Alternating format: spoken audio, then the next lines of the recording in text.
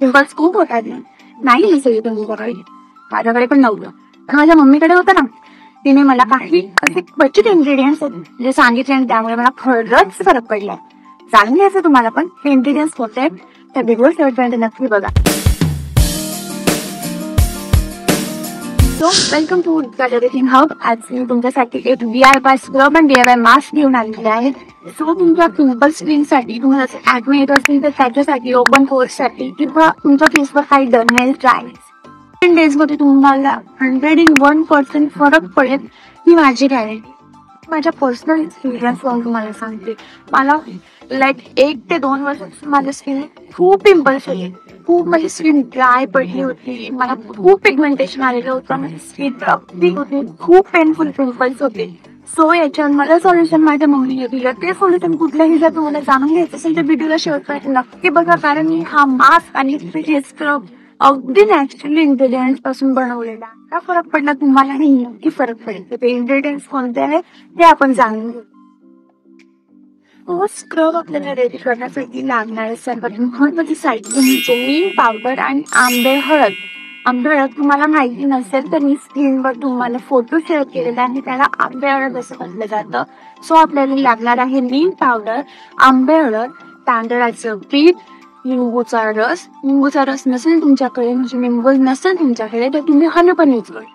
या 4 इन्ग्रेडियंट्सने आपण एक छान स्क्रब तयार करूया. आंबे हळद जी आहे ती त्वचा उजळण्यात मदत करते, तसेच तुमचे डागही कमी करते. त्यामध्ये अँटीऑक्सिडंटच्या प्रॉपर्टीज असतात, त्यामुळे तुमची त्वचा जी आहे ती निरोगी राहायला पण मदत होते.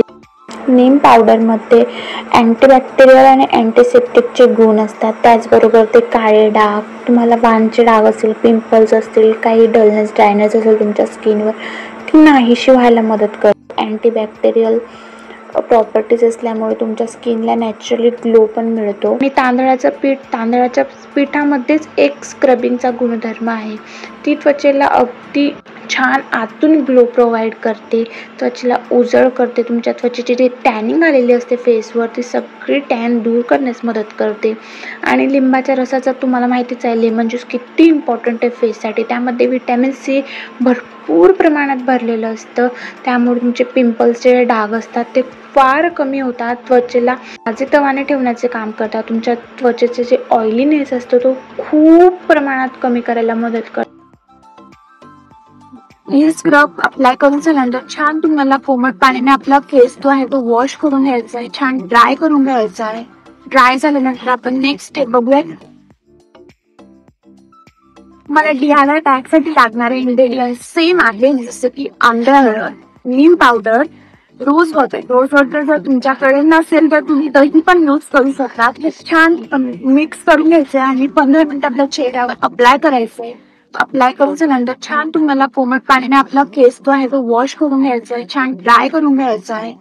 फेवरेट जे मॉइश्चरायझर तुम्ही अप्लाय केलं पाहिजे. जर तुमची ऍक्ने स्किन असेल तर मी तुम्हाला सजेस्ट करेन की तुम्ही रोज लावा, बिकॉज त्याचा खरंच खूप सुंदर रिझल्ट. तुम्ही नॅचरल प्रोडक्ट्स यूज केले तुमची नॅचरली स्किन ही ग्लो व्हायला लागली.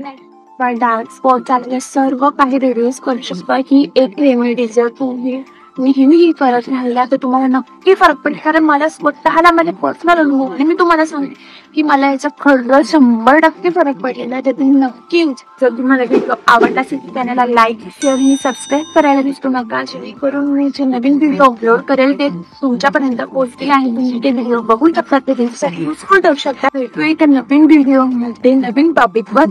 तोपर्यंत बाय.